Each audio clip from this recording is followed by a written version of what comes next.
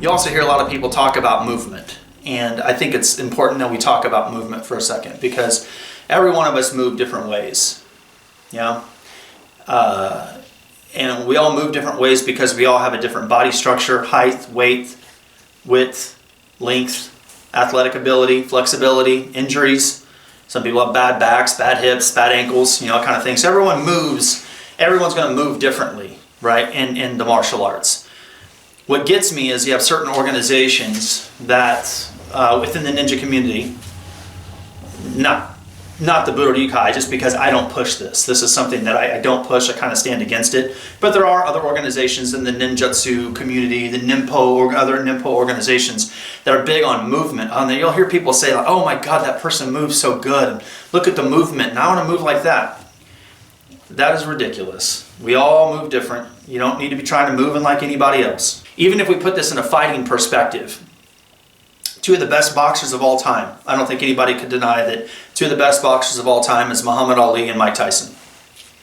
And I don't think anybody can argue that those two styles are very drastically different.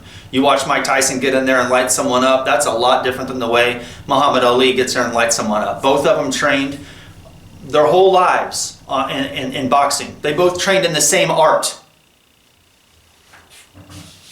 Let that sink in. They both trained in the same art, boxing. Yet when they developed their skills and trained in the same art, boxing, when they applied that skill, they looked drastically different because they studied that art, and through the study of that, they found themselves in it. Nowadays, we have people that are just absolutely just lazy as shit. They're not loyal. They just don't have it. There's no loyalty, there's no honor, there's no discipline, there's no dedication. They want to play with 20 different martial arts, and this idea of like more is better is not true. More is not better, more is more. Better is better. You can be a jack of all trades if you want. Some of these people, they dick around with 20 or 30 different martial arts, and they brag about how many memberships they have into different organizations, but they can't do shit. They can't do any push-ups, sit-ups, squats. They can't fight. They can't spar. They couldn't run out of a house if it was on fire. They'd have a damn heart attack.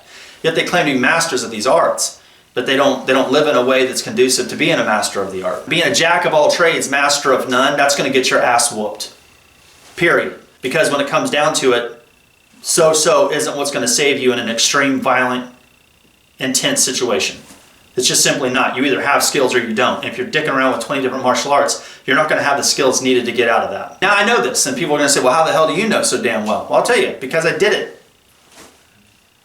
Way back, before I even started this organization, I thought if I did this art, and I did this art, and I did this, it was going to make me better. It made me worse. It's confusing. You can't do 25 different fucking religions and find spiritual enlightenment. When you think about all the greatest people in the world, they're great at their thing. Mike Tyson's great. Why? Because he dedicated himself to boxing. He found excellence in boxing, right? He didn't do boxing and kickboxing and, you know what I mean? Muhammad Ali's great. Why? Because he dedicated himself to boxing. You dedicate yourself to something and you master that something, then you get good at something. So when you have these people that say things like, I'm back on the Taijutsu motion thing, you're wondering where I'm going, here's the full circle. It's like they truly believe if they move like some 80-year-old man, they're going to be better at fighting. And that's the most ridiculous thing I've ever seen, because it doesn't, that idea, that theory doesn't work in anything else in life. Every individual is going to move different, and they should. If I've taught you guys how to do the alphabet, and you guys start writing, here's A, here's B, here's C, you write the alphabet. And then 2 years later, you still write the alphabet in some words. And then 2 more years, the alphabet words and sentences. 2 more years, alphabet, words, sentences, paragraphs. Those words that you're writing down look way different than what they did, 4 or 5 years previous. Every one of you guys, I could say, I want you to write down this paragraph in the book that I just read. All of you guys would write the same exact words, but it would not look the same. Because you found your way from the form. But in the world we live in now, people really tend to think that finding their way means I've got to do this, and I've got to do this, and I've got to do this, and I've got to do this, and I've got to do this. I got to do karate, and aikido, and judo, and MMA, and boxing, and BJJ, and kung fu, wing chun, jeet kune do. That's not what it means. You can count to 10 in 5 different languages doesn't mean you can communicate in that language. Martial arts, you're communicating with another person that's trying to hurt you, right? So you have to be very skilled in it. It's not just learning how to count to 10. Ich, ni, san, shi, go, roku, kind of thing. Only in English-speaking countries is Shodan perceived as this big deal. And you know, in every other country it isn't. You know what a pathetic thing why? Because Shodan means initial level. That just means you know the basics good enough to start learning the scrolls. Shodan is equivalent to a high school diploma. You know how to do all the punches, how to kicks, how to block, how to roll. You know the basics. Okay, now let's start working off the scrolls. Now let's get you to second level, third level, fourth dan, fifth dan, right? Only in America is Shodan something great. Only in English-speaking countries. That's because no one has any goddamn loyalty. So if you make it that far, you got to be good. If you make it to a high school diploma equivalent, you got to be good. Because in our country, no one has any damn loyalty. They're all trying to like get an 8th grade education from 5 different sources and mix it up and pretend that they're a master. I bust my ass every day, all over the internet and all this shit. I make all these videos on YouTube. I post all this stuff on Facebook and Instagram and Twitter and all this stuff. And I'm trying to preserve history in a world that doesn't give a shit about history. They're trying to take it and then manipulate it. And it's like for their own personal greed. Like they're going to say, well, I'm good at this and I'm good at this. Well, how do you know you're only good at those techniques? Is it because those come easy to you and you don't want to work hard because you're lazy as shit? Because that's what it comes down to. When you look at the people who are a jack of all trades, they only take the techniques that they find easy to do. They don't work hard. That's why they're not that good. They just take a whole bunch of techniques that they're just naturally good at. But their skill level is at a certain base fundamental level. Because they're not working to increase their skill set, they're just finding more techniques in the same skill set. Right? So if you do a Shodan in karate, you're going to learn punches, blocks, kicks, that kind of thing, right? Everyone's going to teach you how to block, punch, and kick. So it's easier to learn the fundamentals, the basics of karate and aikido and judo than it is to get a 3rd degree black belt in karate.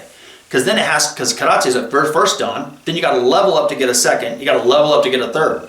That's way harder than to sit there and learn the basics of 3 different ones. It's harder to learn how to communicate in a foreign language than it is to count to 10 in 3 others. Shodan is not high rank at all.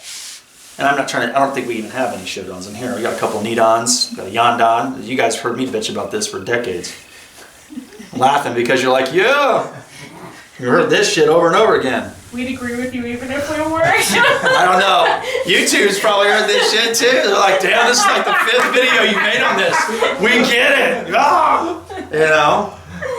Yeah. So there's my bitch about we're living in a world that doesn't have any loyalty or dedication or discipline to anything anymore. It's more egotistical. It's all about what can the individual do for them. And that's why we're in the world we're in. But when you study the old ways, which is the last point I'm trying to make, you will start with a certain form. And when you learn those forms, or katas, you'll start doing those same katas for years. Now the reason I'm bringing that point up is because we do have a couple, Nidans in here and a Yandan in here, etc. And we're going to be doing kata today that they've been doing for years. So when people say find your way, that doesn't mean make up your own shit. That means find your way through the study of what you're doing. And you'll find how you move through that. Don't try to move like everybody else. You're not going to move like everybody else. Tyson don't move like Muhammad Ali, and they both did boxing, the same damn sport, for decades. You know what I mean? Don't try to mimic that. Just try to find who you are through the training. Trying to move your body like a freaking 80-year-old man and saying, oh, I'm going to be so good at combat because I can move like an 80-year-old dude. I don't know that that's conducive towards being able to truly having applicable combat skills in a violent self-defense situation. And I would rather you guys have skills to be able to protect yourselves in a violent self-defense situation.